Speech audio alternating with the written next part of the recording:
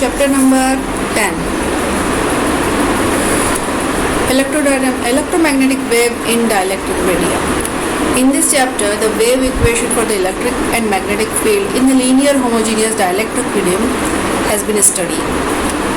Reflection transmission coefficient is also defined in this chapter and their equation also derived. We will study the normal and oblique incidence of wave, and we also going to derive the Fresnel equation for polarization.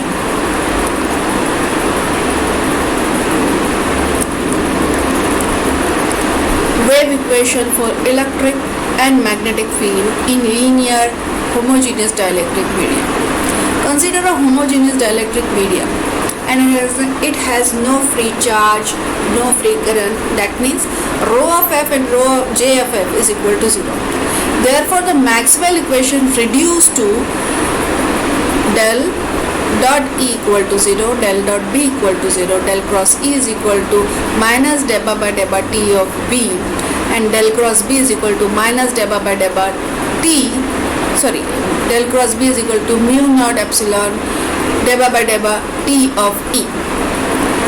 The wave equation for electric and magnetic field, that is for the vector E and vector B, we have del square E is equal to mu epsilon debba square by debba T square of E, del square B is equal to mu epsilon debba square by debba T square P. The velocity of electromagnetic wave in dielectric medium is given as V. Rather than C, we are writing V is equal to 1 upon under root of mu E. The index of refraction of the material is defined as a ratio of velocity of electromagnetic wave in vacuum to the velocity in the material. That is N is equal to C by V. Now C we know that 1 upon mu naught epsilon naught, and V we have 1 upon root of mu epsilon. Then we substitute these values, what we will get? The following equation, under root of mu epsilon divided by mu naught epsilon naught. Now mu is what we have permeability in the dielectric medium. The mu is equal to mu naught 1 plus of chi m. Now what as we have seen by practically, the chi m is very less than 1. That means mu is nothing but mu naught. Therefore, when we substitute in place of mu naught, this will cancel each other. What remain? Epsilon divided by epsilon naught. As you remember before in the lectures, we have discussed that epsilon is nothing but epsilon naught multiplied by dielectric constant epsilon r. If we substitute this value, the epsilon naught will get cancelled and it remain with under root of epsilon r. Now epsilon r is a dielectric constant of the medium and it has value greater than 1. Therefore that implies n is not equal to 1, n is greater than 1. As n is greater than 1, we have defined n as a C by V. That means C by V is greater than 1. Now C by V is greater than 1 shows that C is greater than V. That means the velocity of electromagnetic wave in medium is less than in the vacuum. Reflection and transmission coefficient. Definition. Reflection coefficient. It is a ratio of reflected wave intensity to the incident wave intensity. That is R. Coefficient R is equal to IR divided by II. Similar way, the transmission coefficient. It is the ratio of transmitted wave intensity, that is IT, to the incident wave intensity, that is II. That is T is equal to IT divided by II. Normal, incident and reflection and transmission coefficient.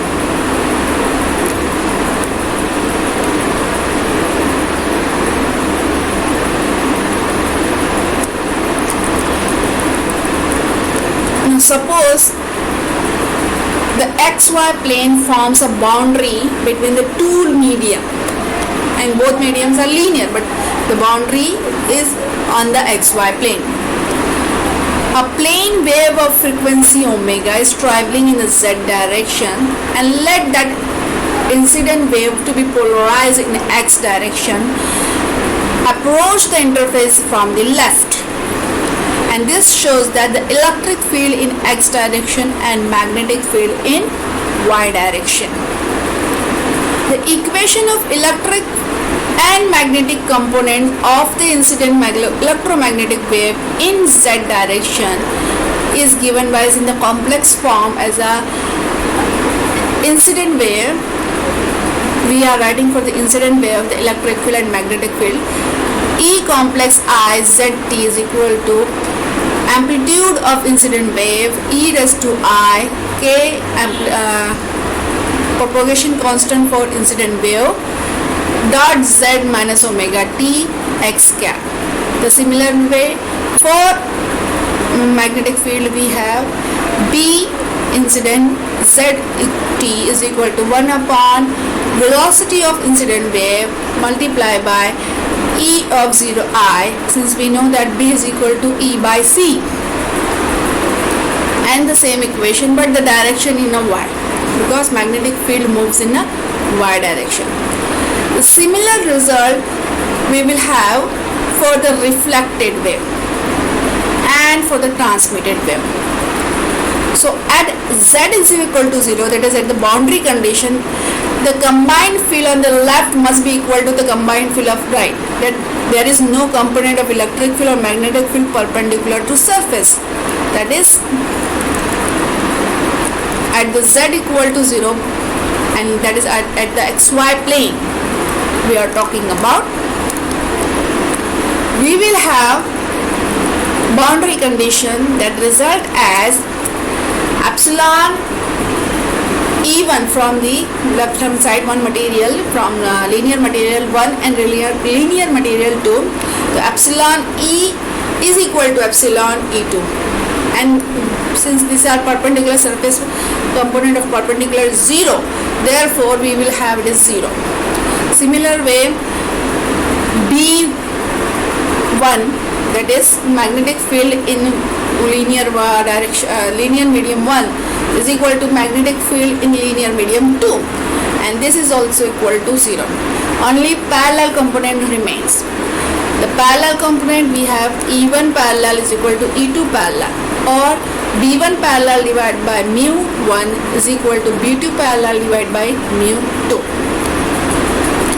Now, by the equilibrium, what we know that incident wave and reflected waves are in only one material, and this incident wave and reflected wave, if we add the energy or electric field vectors of one material, will result into the transmitted wave electric field material. That is electric field vector of incident plus electric field vector of reflected is equal to transmitted. Now what we have, that this is 1 upon mu1, and the magnetic field also says same way, that magnetic field of one vector is equal to magnetic field of another, and this is what we got from the boundary condition equations. 1 upon mu1 v1 incident minus mu 1 upon vi, it's not v1, it's the velocity of incident wave reflected is equal to 1 upon mu2 v2I transmitted. Now when we solve this equation, we will get V incidence, electric field incident minus electric field of reflected wave is equal to mu1 v1 divided by mu2 v2 electric field transmitted. Let's suppose this mu1 v1 divided by mu2 v2 to be beta factor. We will define it as a constant beta. Then the equation 10.3.2 and 3.1.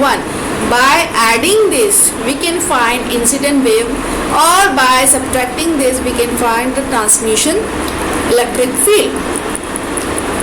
Therefore, transmission electric field we will get as equal to 2 by 1 plus of beta times of incident electric field.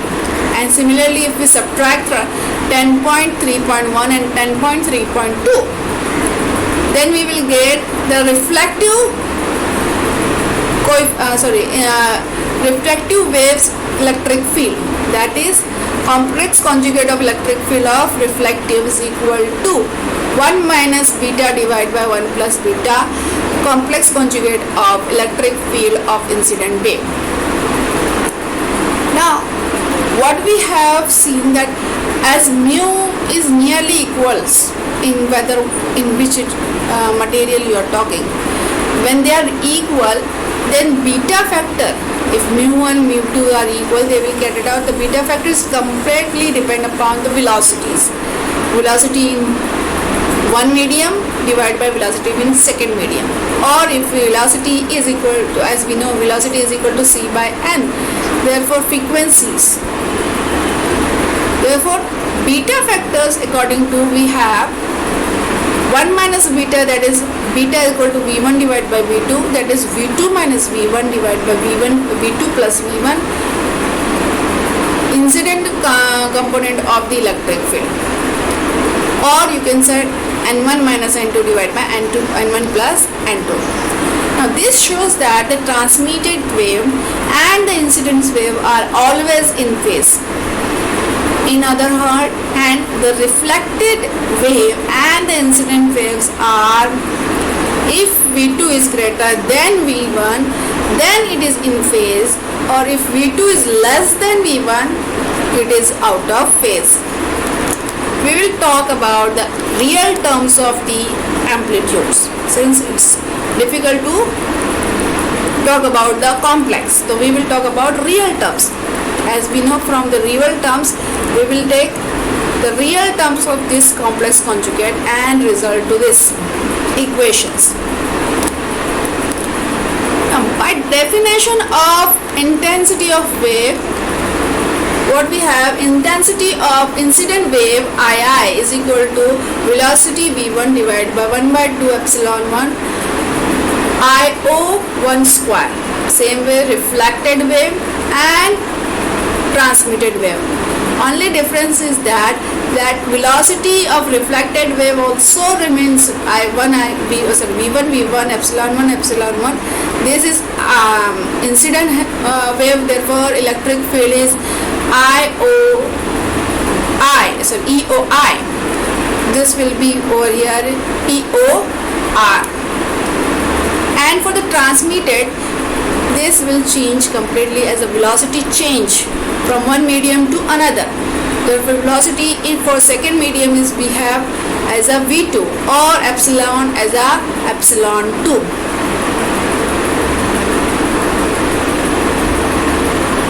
Now coefficient of reflection, as we have defined, it's a fraction of incident energy to the reflected energy, that is R is equal to IR divided by II. Now if we divide this equation, both equation, we will result into the electric field vector I0 E0R divided by E0I whole square. Now what we got this E0I divided by E0R from above as n1 minus n2 divided by n1 plus n2. That means reflection coefficient is n1 minus n2 divided by n1 plus n2 whole square. Now coefficient of transmission, it is also defined the fraction as on incident energy to the transmitted energy. Now T is IT divided by II. If we calculate again, this will result into 4n1 n2 divided by n1 plus n2 whole square.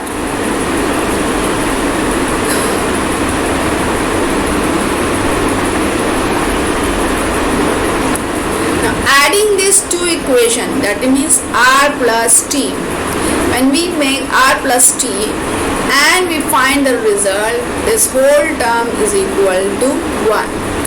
This equation or this one is actually the conservation of energy. That means energy neither be created nor be lost. And that is shown by this equation R plus T is equal to 1. That means reflected coefficient plus transmitted coefficients makes 1.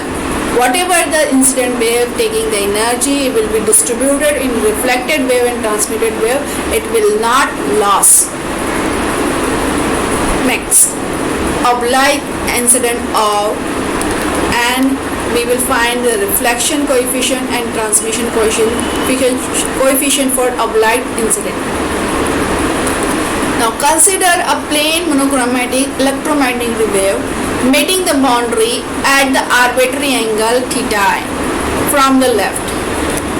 A part of the wave reflected where the part of the wave transmitted. The incident and reflected transmitted wave having a frequency of omega. Whichever you say, incident wave, reflected wave, transmitted wave, all the three things will have the same frequency as a omega. And let Ki, Kr and Kt are the incident, reflected and transmitted wave propagation vector. Similarly, if we said theta I, theta r and theta t are the angle of incidence reflected and transmitted. Let z be the direction of normal to the interface. If at z equal to 0, the equation for the incident, reflected and transmitted will be same as before above. Only difference is that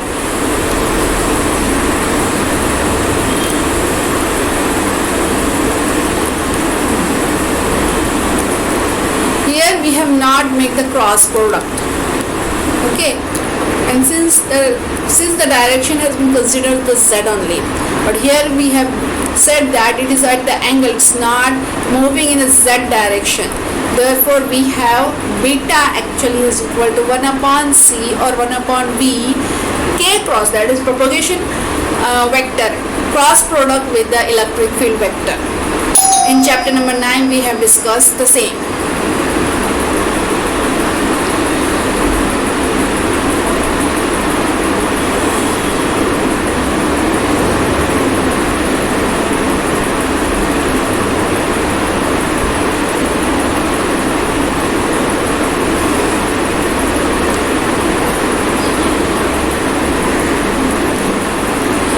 According to the boundary condition at z equal to 0, and what we have in conservation, that incident electric field plus reflected electric field is equal to transmitted. That means this equation, incident plus reflected is equal to transmitted. If this is for the electric field, the same will follow for the magnetic field. And since the boundary condition must hold at all points on the plane and all the times, the exponential factor of all above equation must equal to 0. It means that at z equal to 0, we have all the exponential terms equal to 0, equals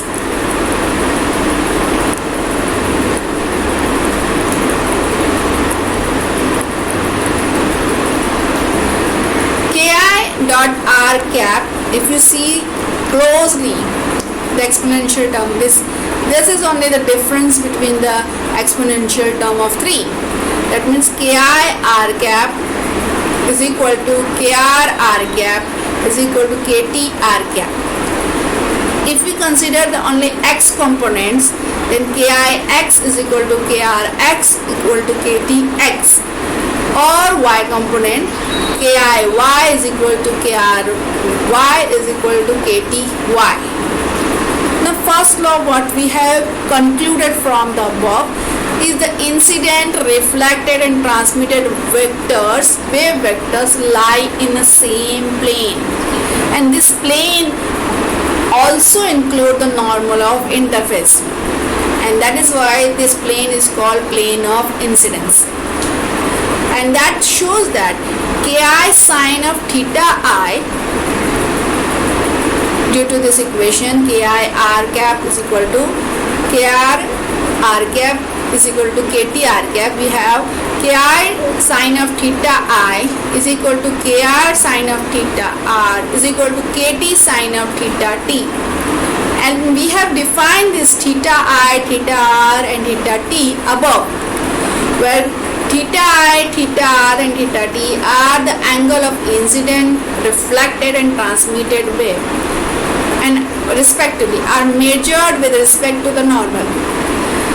Incident, reflected, transmitted wave are having same frequency omega, which we have considered when we start the problem, and omega is equal to k by v. Therefore, kv.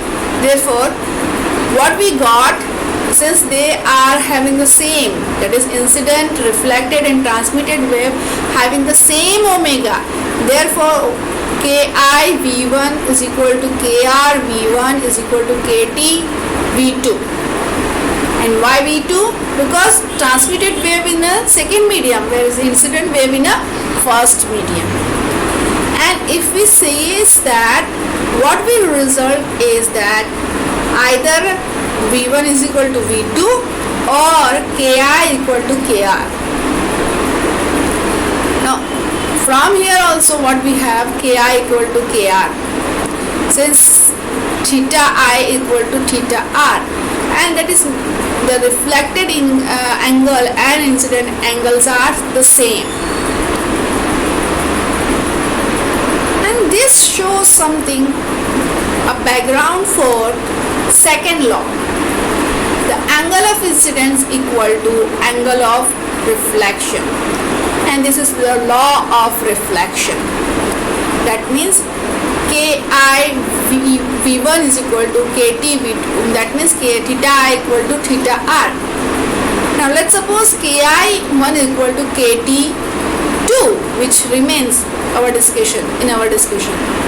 Now that means Kt is equal to V1 divided by V2 Ki, or you can say N2 divided by N1 Ki. Now Ki sine of theta I is equal to sine of Ki sine of theta I is equal to Kt sine of theta T. That means Ki sine of theta I is equal to, in plus of Kt we can write N2 divided by N1 Ki sine of theta T. So Ki get cancelled. Sine of theta I divided by sine of theta T is equal to N2 divided by N1. And this form the background and main law. One of the main law is Snell law of the optics. Third law, Snell law or law of reflection. The ratio of sine of angles of incident to the sine of angle of refraction is equal to the refractive index of media. So by the definition of intensity of the wave, we have the same above. The intensity of wave is equal to II equal to V1 1 by 2 epsilon 1 EOI square cos of theta I, or for reflected EOR square is cos of theta R, or for the transmitted E2 1 by 2 epsilon 2 EOT square cos of theta T. Now coefficient of reflection and coefficient of transmission for the oblique incident. Again, it is defined the fraction on the incident incident energy to the reflected energy, and using the 10.58 equation we have R IR divided by II. We will result what all get cancelled and remains only this 2, and this is nothing but alpha minus beta. 10.58 will be defined below in a 10.5 topic, but from there also we get alpha minus beta or alpha plus beta whole bracket is equal to square. The coefficient of transmission T is also, it is defined as a fraction of incident energy to the transmission energy, that is T is equal to IT divided by II. IT is V2 1 upon 2 epsilon to EO square cos of T, and both equation divide and we will result. Let beta to be V2 epsilon 2 divided by V1 epsilon 1 as we have considered before also, and remains this. Now let this term cos of T divided by cos of theta I is alpha. That means transmission coefficient is alpha beta T, electric field of transmission divided by electric field amplitude of electric field of incident whole square. And this is what we have before we have what we will have in a 10.5.9, which is nothing but 2 by alpha minus beta, and 10.5, from where we will have these two directly put in equation. Alpha minus beta, alpha plus beta, 2 divided by alpha plus beta.